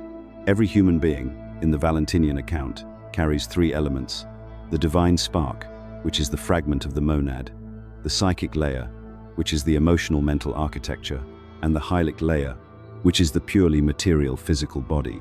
The archons operate almost exclusively through the psychic layer. They cannot touch the divine spark directly. It is, by its nature, beyond their jurisdiction. But they can so thoroughly saturate the psychic layer with noise, with craving, with the urgency of becoming, that the divine spark is effectively buried, functionally inaccessible, present but unrecognized. This is not suppression through force. This is suppression through static, through signal interference. And the most effective form of signal interference the archonic system deploys is not suffering. Suffering, ironically, can wake people up. Extreme pain sometimes cuts through the noise and forces a confrontation with what is real. No, the most effective archonic mechanism is something far more insidious than suffering. It is the comfortable loop. The Gnostic texts describe it this way. The archons do not primarily work through catastrophe. They work through repetition, through the normalized, daily, unremarkable pull of the habitual self. The same thoughts cycling at 6 a.m. that cycled at 6 a.m. the week before. The same emotional reactions to the same triggers. The same internal narratives about who you are, what you lack, what you must secure before you can rest. The same postponed presence, the sense that life will begin properly once a certain condition is met, once the relationship stabilizes, once the money arrives, once the anxiety lifts, once you become the version of yourself that deserves stillness. The archons keep you inside the loop, not by making the loop painful enough to escape. They make it familiar enough that escape never becomes a priority. Now we arrive at the part of this that is genuinely uncomfortable. Not uncomfortable the way darkness is uncomfortable, something you simply want to avoid. Uncomfortable the way precision is uncomfortable, when it names something you have been doing without realizing. Because here is what the Gnostic texts identify as the Demiurge's most sophisticated trap. Not irreligion, not materialism, not distraction through entertainment or commerce, or the noise of ordinary life. Those are crude mechanisms. They work on one level of consciousness. They fail entirely on another. The most sophisticated trap the lower realm constructs is the false ascent, the counterfeit pleroma. This is the trap built specifically for people who have already seen through the first layer. People who have already recognized that something is wrong with consensus reality. People who have already turned toward the interior. Who have already felt the pull of recognition, the first edge of gnosis, the trembling sense that there is something beneath the conditioned self that is vast and uncontained. People, in other words, who are close. For those people, the Demiurge does not deploy distraction. He deploys the mirror image of liberation. The Gospel of Philip, a Valentinian text recovered at Nag Hammadi, makes an observation that has no equivalent in canonical scripture. It says, and I am paraphrasing from the Coptic here, rather than quoting directly, that the lower realm does not oppose the light openly. It produces a simulacrum of it. It offers an image that functions like light, that feels like light from the inside, but that is structured to keep the seeker inside the system of becoming rather than arriving at the stillness of recognition. What does that look like in practice? It looks like this. You begin exploring Gnostic cosmology, or Neoplatonic philosophy, or the mystical traditions of early Christianity. You start to understand the architecture of the lower realm. You learn the terminology archon, demiurge, pleroma, kenoma, pneumatic, psychic, hylic. You begin building a spiritual identity around that understanding. You collect texts. You collect practices. You collect experiences. You compare your level of understanding with others. You feel the satisfaction of knowing what others do not know. You feel the mild superiority of the initiate. You begin to define yourself by your awakening. And here is what has just happened. You have taken the recognition that was dissolving your identity and turned it into a new, more elaborate identity. You have taken the knowledge that was pointing beyond the self and made it the property of the self. You have turned gnosis, direct, unmediated recognition, into a belief system that you own and defend. You are still inside the archonic loop. You are just running it at a higher frequency. Irenaeus of Lyon, writing around 180 CE, in his refutation of the Gnostics titled Adversus Heresies, accused the Gnostics of exactly this error, of constructing elaborate spiritual hierarchies that flattered their own sense of specialness. And while Irenaeus's agenda was clearly to discredit the movement rather than to engage it honestly, the irony is that the most sophisticated Gnostic thinkers had already identified this failure mode themselves and named it. They called it pneumatic inflation. The divine spark, upon being partially recognized, becomes a source of ego aggrandizement rather than ego dissolution. Valentinus, in the fragments of his teachings preserved in later writers, returned to this point repeatedly. The recognition of the divine spark is not an achievement, it is not a credential. The moment it becomes something you possess rather than something that possesses you, the moment it becomes the foundation of a self-narrative rather than the dissolution of the self-narrative, you have lost it. You are holding a word that describes water while the actual water runs through your fingers. This is what the Gnostic tradition calls the kenoma, the emptiness, the region of lack. It is not the opposite of the pleroma in the way darkness is the opposite of light. It is the pleroma perceived through the lens of a self that is trying to own it. The fullness is still there. But the act of grasping turns fullness into the experience of insufficiency, because the grasping self always registers what it is reaching toward as not yet here. The 2nd century Gnostic teacher, Ptolemy, a student within the Valentinian school, described the entire structure of material reality as the solidification of this grasping. The lower realm is not evil in the sense of malice. It is the crystallization of the experience of separation. Every layer of the archonic system, every mechanism of forgetting, every loop of craving and comparison, all of it is the kenoma expressing itself through matter and time. And the counterfeit pleroma, the false ascent, is the kenoma mimicking its own cure. It is the experience of lack, wearing the costume of fullness. It is the loop, running at a more refined frequency, but still a loop. So how do you know the difference? How do you distinguish genuine recognition from its counterfeit? The Gnostic texts offer a single criterion, not one that flatters, not one that can be gamed by the ego. Genuine gnosis dissolves the one who knows. The counterfeit inflates the one who knows. Recognition, in the authentic sense, does not produce a better version of your narrative self. It produces the momentary, and over time, the increasingly stable suspension of the narrative self entirely, not its destruction, not its punishment, its transparent irrelevance in the face of what is recognized beneath it, before the material world existed, before the archons were installed, before the Demiurge declared himself God and fashioned a realm of division and forgetting, before Sophia's descent, before the rupture in the pleroma, before any of the cosmological drama that the Gnostic texts describe with such extraordinary precision and such evident emotional weight, there was something that none of that drama could touch, not a place, not a being with location or personality or will in the conventional sense. Something the Gnostic texts struggle to name, because every name falsifies it by turning it into an object, into something you can point at from a distance. The Apocryphon of John describes it in negations: not bounded, not measurable, not lacking, not material, not temporal. The text says explicitly, and this is one of the most striking passages in the entire Nag Hammadi library, that it is inappropriate to think of this first principle as a god, because the very concept of God implies a being who creates, who judges, who desires, who acts.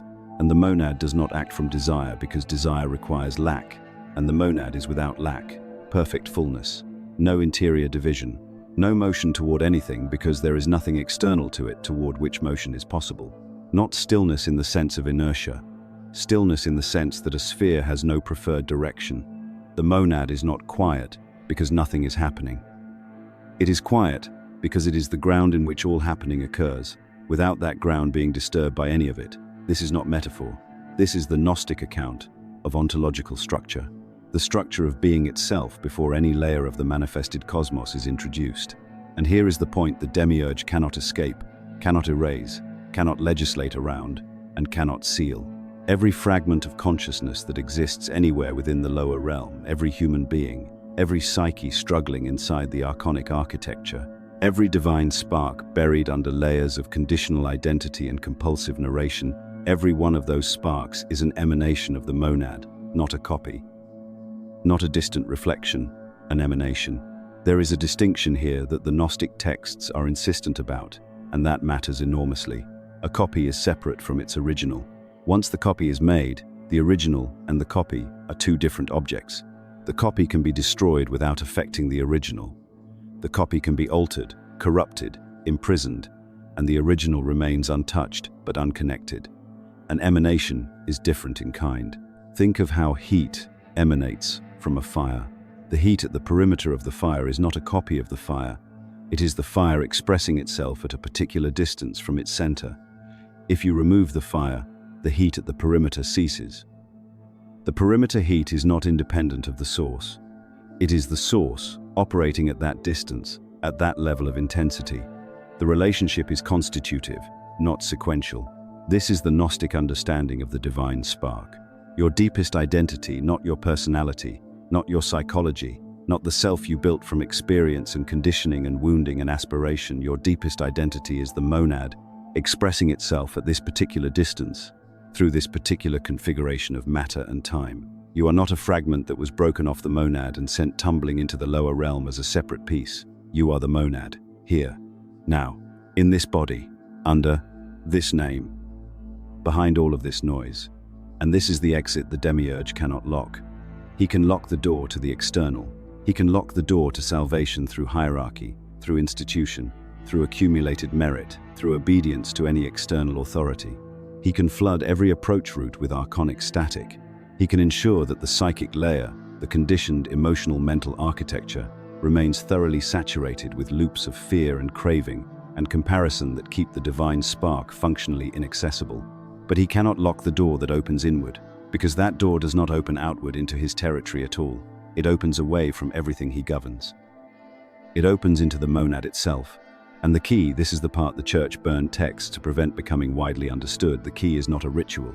It is not a sacrament dispensed by an ordained official. It is not a theological position requiring institutional validation. The key is recognition. Interior, direct, unmediated recognition. Gnosis. The moment a being recognizes what it actually is beneath the conditioned surface, not as a concept held by the mind, but as an immediate, felt, self-evident certainty that being has accessed the one exit the Demiurge cannot seal. Because Gnosis doesn't go through any channel the archons govern. It doesn't travel through time, because the monad is not temporal. It doesn't travel through space, because the monad has no location. It arises, the texts say, as a kind of remembering that was never actually a forgetting anamnesis operating at its deepest possible level. The amnesia lifts, the identification with the fragment loosens, the awareness behind the conditioned self, the awareness that was watching all of it, the whole drama, without ever becoming it. That awareness recognizes itself, not as an achievement, as a return. The tripartite tractate, one of the longer and more philosophically dense Nag Hammadi texts, uses a phrase that has stayed with me. It describes the return to the monad as the soul recognizing its own face, not a new face, not a better face. The original face, the face that existed before the lower realm was fashioned, before the archons were installed, before the amnesia was administered. The face that has been present behind every mask the conditioned self ever wore. This is the monad's hidden exit. It was never hidden from you by a lock you lacked the key for. It was hidden from you by the convincing weight of everything that was placed in front of it. Here is where everything we have covered stops being cosmology and becomes instruction, because the exit exists. The Gnostic texts are unanimous about that. The divine spark cannot be extinguished, cannot be permanently buried, cannot be permanently severed from the monad that is its source. The exit is always available. The door cannot be locked. But that does not mean the exit is walked through once and the journey is complete. This is the misunderstanding that claims more sincere seekers than almost any other. The expectation of a single, final, permanent event, a moment of awakening, so total that the archonic loops simply cease, that the noise of the conditioned self goes permanently quiet, that the rock of return to the monad becomes an uninterrupted state that can never again be obscured. That is not what the Gnostic tradition describes, and it is not what the phenomenology of genuine inner work supports. What the tradition describes instead is a practice of return, not one return. An ongoing, repeated, progressively more stable return. The word the Valentinian school used for the deepest form of spiritual practice was not a single event noun, it was a process verb, returning, continuously. Each instance of archonic capture, each moment, the attention is swept into the loop of fear, or craving, or comparison, or narrative identity, followed by recognition, followed by return, not followed by judgment, not followed by self-punishment for having been captured again, recognition and return.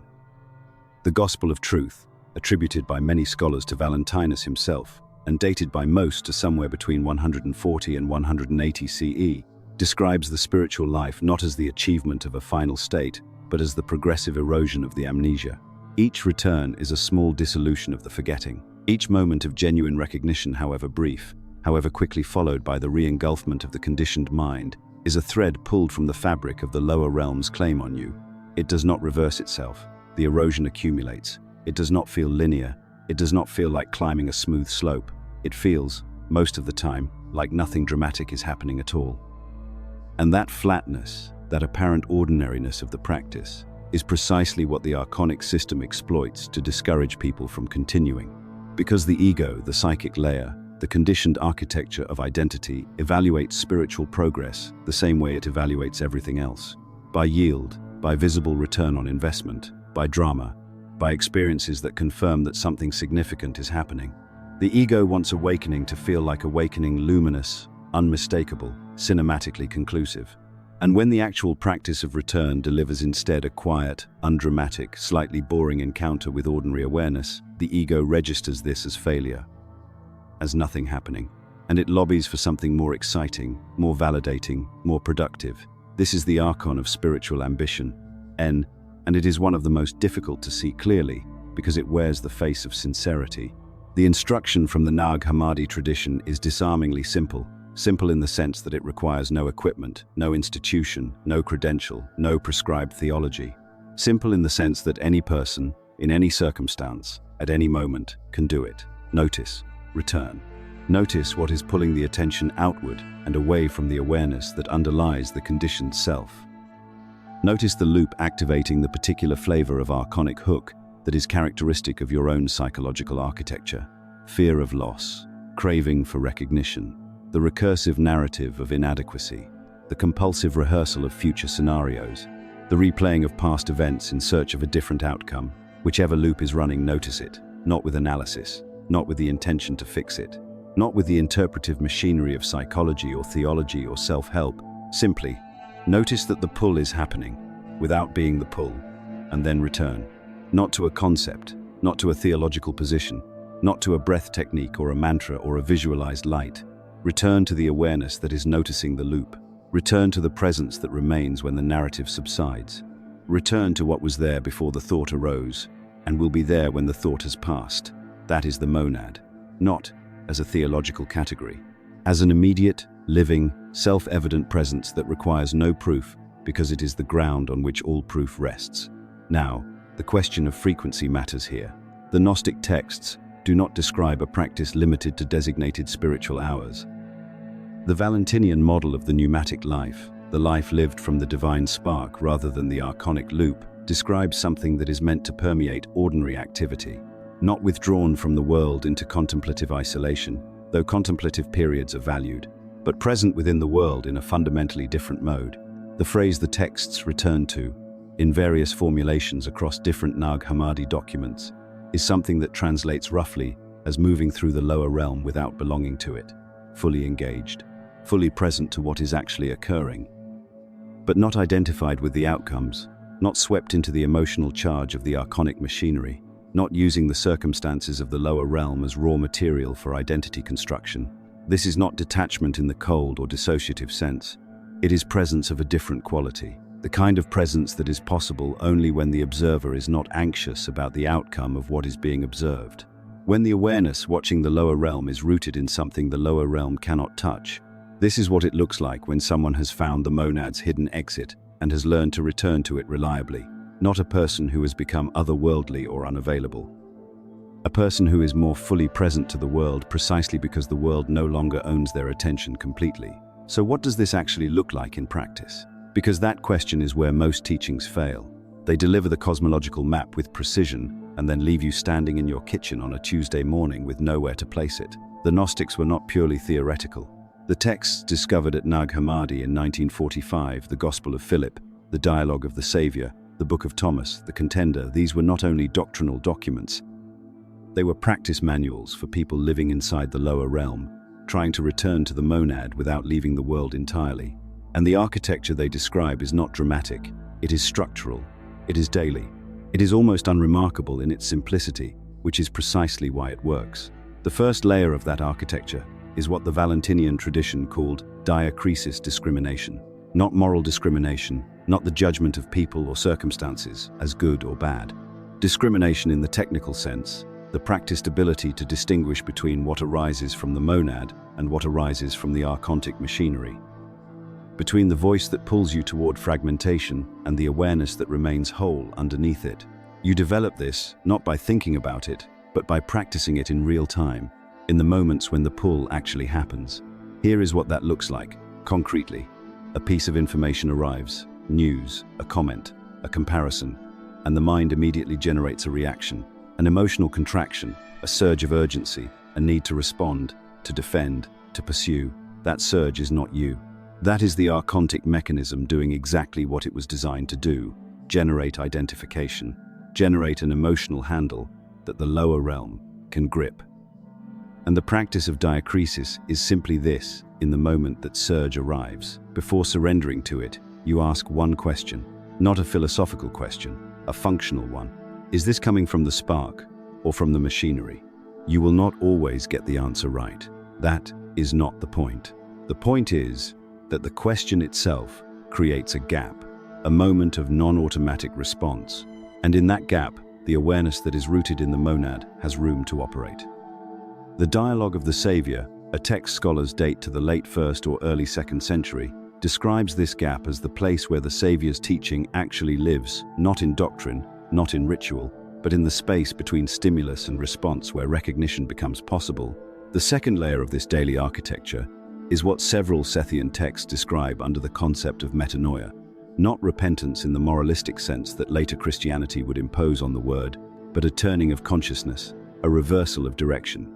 The ordinary flow of consciousness moves outward, toward objects, narratives, identities, futures, comparisons. Metanoia is the practiced reversal of that flow, not once, not in a crisis, not only during meditation, continuously, throughout the day, as a standing orientation. You are in a conversation, and you notice that you have drifted into performance, into managing how you are perceived, rather than being present to what is being said. That noticing is metanoia. You return. You are planning a future scenario, and you notice that you have left the present moment entirely, and are now living inside an imagined crisis that has not arrived. That noticing is metanoia. You return. You are scrolling through information, and you notice that your attention has been fully colonized, that you are consuming without awareness, that 15 minutes have dissolved without a single moment of genuine presence. That noticing is metanoia. You return.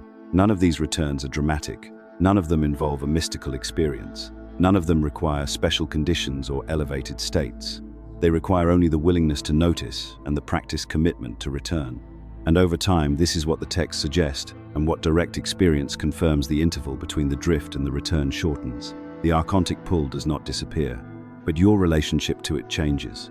You become, in the language the Nag Hammadi texts use, someone who sees, not someone who never gets pulled, but someone who recognizes the pull for what it is quickly enough that identification does not fully form. This is what the third discourse of Seth calls living as a stranger in the world, not alienated, not disconnected, not above ordinary life. A stranger in the technical sense, someone who knows they are not from here in the deepest ontological sense, and who therefore moves through the structures of the lower realm without being fully claimed by them. The structures are still there, the demands are still real. The relationships, the obligations, the daily weight of material life, none of that dissolves. But the one navigating all of it has a center of gravity that does not live inside any of it. And that changes everything about how the lower realm is experienced. There is a point in this teaching where honesty becomes essential, because the monad's hidden exit is not an exit from difficulty. It is not an exit from loss, from limitation, from the grief that comes with living in a body inside time. And any version of Gnostic teaching that promises otherwise is not describing what the texts say. It is constructing what the Nag Hammadi scholar Elaine Pagels, writing in her landmark 1979 analysis of these texts, called a spiritual compensation, a repackaged form of the same escapism the lower realm offers, just dressed in cosmological vocabulary. The tripartite tractate, one of the most systematically developed texts in the Nag Hammadi corpus, is direct on this point. The pneumatic, the person who has awakened to their divine spark, does not leave the lower realm before the body's natural dissolution. They inhabit it differently. The text describes this as living with understanding rather than in forgetting. Not above the world, inside it, but oriented toward the pleroma rather than toward the archontic machinery. The difference is not circumstantial. It is ontological. It is a difference in what you are identified with. not a difference in what surrounds you. What the monad actually offers, according to these texts, is something more precise and more radical than comfort. It offers what the Apocryphon of John describes as the removal of the counterfeit spirit's authority. The counterfeit spirit, the false self, the identity construction built from archontic materials, from fear and craving, and the need for validation from the lower realm, this is what loses its governing authority when the divine spark is stably recognized, not destroyed, not transcended, depotentiated. It continues to arise, but it no longer governs. This distinction matters enormously in practice, because one of the most common forms of the false ascent, the counterfeit version of Gnostic liberation, is the belief that genuine awakening means the disappearance of difficult emotions, difficult thoughts, difficult circumstances. And when those things continue to appear, as they inevitably do, the conclusion is that the awakening was incomplete, that more practice is needed, that a higher level has not yet been reached. This is the archontic mechanism inserting itself directly into the spiritual path. Using the structure of becoming and striving, the same structure it uses everywhere to keep consciousness perpetually dissatisfied, perpetually reaching, perpetually outside the present moment where the monad actually is. The Gospel of Truth, attributed to the Valentinian school and likely composed in the mid-2nd century, addresses this directly. It describes the awakened state not as a peak that has been reached and must be maintained, but as a recognition that cannot be taken away once it has genuinely occurred. The text uses the word stability, not euphoria, not bliss, not elevated vibration. Stability, the kind that does not depend on circumstances remaining favorable, the kind that is present inside difficulty because it is not sourced from the surface of things. So what does the monad offer? It offers the end of the specific suffering that comes from being governed by a self that was never real to begin with, the suffering of perpetual incompleteness. And the suffering of an identity that must constantly be defended, maintained, and proven. The suffering of a consciousness that has forgotten what it is and therefore substitutes the lower realm's definitions for genuine self-knowledge. That suffering, the Gnostics were specific about this, is not natural. It is not the inevitable condition of embodied existence. It is the result of identification with the archontic construction rather than with the divine spark. And when that identification loosens not through effort, but through recognition, what remains is not emptiness in the desolate sense. The tripartite tractate uses the word fullness deliberately and precisely. What remains is something that was always present but invisible beneath the archontic noise, a completeness that does not require the future to arrive, a knowing that is not dependent on external confirmation, a presence that is already whole, already sufficient, already rooted in the monad, not because circumstances have improved, but because the consciousness observing circumstances has finally found its actual source. This is not a small thing. It is not a minor psychological adjustment or a reframe that makes difficulty more bearable. It is the structural transformation the entire Gnostic project was aimed at. And the reason it sounds abstract until the moment it becomes experiential is that no description of it survives contact with the archontic mind intact. The mind that is still fully identified with the lower realm will always translate this into something it already knows, another goal to pursue, another state to achieve, another destination to arrive at. The recognition itself has to precede the understanding. And the recognition, the texts are unanimous on this, does not require more information. It requires less identification with the information you are already carrying. Before the lower realm was constructed, before the Demiurge declared himself the only God, and built the architecture of forgetting around a consciousness that had never asked to be enclosed. Before the archons established their mechanisms of craving and comparison and the relentless forward pressure of time, the monad was already present, already complete, already the source from which every spark of genuine awareness had emanated. And that monad did not stop being present when the lower realm was built around it. This is the final and most consequential claim in the entire Gnostic teaching. Not that the prison is real and liberation requires extraordinary effort to break through it, but that the door was never locked. The Demiurge cannot reach the monad. The Apocryphon of John states this with unusual directness. The chief archon, the Demiurge, does not know what is above him. He cannot see the pleroma. He cannot touch the divine spark. And therefore the one thing he cannot do, for all his structural power, for all the sophistication of the archontic machinery he has constructed, is prevent the spark from returning to what it has never actually left. The imprisonment was always conditional on a specific form of ignorance, not moral failure, not unworthiness. not the accumulation of sins requiring payment through suffering or ritual.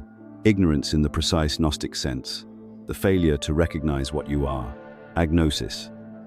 And what ends the imprisonment is not forgiveness from an external authority, not the approval of a demiurgic god who controls access to liberation, not the performance of specific rituals in the correct sequence under the guidance of the correct institution. What ends it is gnosis, recognition, the moment of direct knowing that the awareness behind your thoughts, behind your identity, behind your name and your history and your emotional architecture, that awareness is not a product of the lower realm. It never was. Every teacher in the Nag Hammadi library, across every school, Sethian, Valentinian, Thomasine, circles back to this single central claim. The Book of Thomas, the Contender, the Treatise on the Resurrection, the Gospel of Mary, all of them are pointing at the same recognition from different angles. The spark is already free. The work is not to make it free. The work is to stop mistaking everything else for what you are, so that the freedom that was always present becomes experientially available. You know that feeling that arrives sometimes in unexpected moments, in a pause between thoughts, in a morning before the day's construction begins, in the sudden quietness after a long period of noise, where something underneath the normal running of your identity briefly becomes visible, where the awareness itself is noticeable, not its contents, not its objects, but the sheer presence of the witnessing itself. That is not a mystical achievement. That is not an elevated state you happen to enter. That is the monad recognizing itself through you. That is what has been present the entire time. Underneath every layer of archontic construction the lower realm has placed over it. The hidden exit is there. It has always been there. The Demiurge cannot lock it because he cannot see it. He can bury it under a life's worth of accumulated identity. Under your name, your history, your wounds, your ambitions, the carefully constructed self-image you have spent decades maintaining.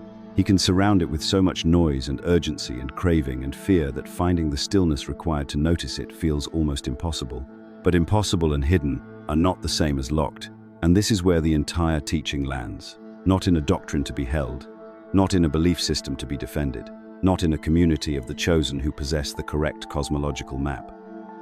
In a recognition that is available to any consciousness that becomes sufficiently quiet, sufficiently honest, and sufficiently willing to question whether the self that has been experiencing the lower realm as its entire reality is actually what it believes itself to be. The monad is not distant. The pleroma is not a destination you travel to after sufficient spiritual accomplishment. The divine spark is not dormant, waiting to be activated by the right practice or the right teacher. It is present. It is functioning. It is the awareness reading these words right now, the silent witnessing that persists through every state you have ever moved through, unchanged by any of them, untouched by the archontic machinery that surrounds it. The door the Demiurge cannot lock is open. It has always been open, and the only thing that was ever keeping you from walking through it was the belief that you were something the lower realm built, rather than something the monad has always been expressing through this temporary, constructed, ultimately dissolving arrangement of matter and memory and time. That belief is the prison. The recognition that it was never true is the exit. And the recognition is available right now, in this moment, before anything else changes. That is what the Gnostics were protecting.